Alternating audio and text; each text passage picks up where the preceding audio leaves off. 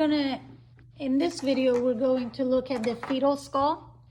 There are very important structures here. So these bones, frontal bone, parietal, temporal, all these bones, they are individual bones, and eventually they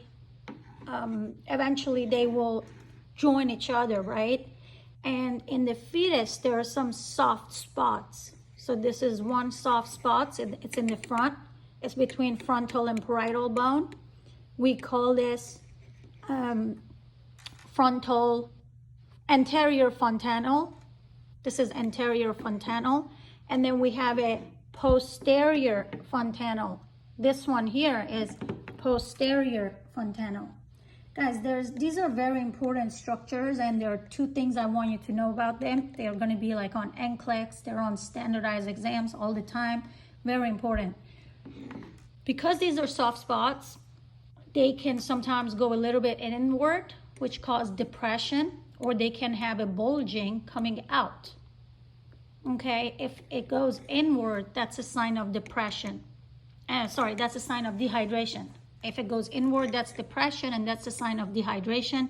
It's not a medical emergency, but the infant needs to be hydrated.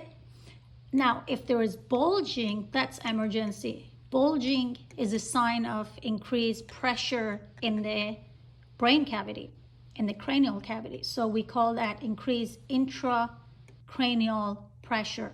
Intra means inside, cranial is the brain area, right? So intracranial pressure. Now, when babies are born, these are still soft spots.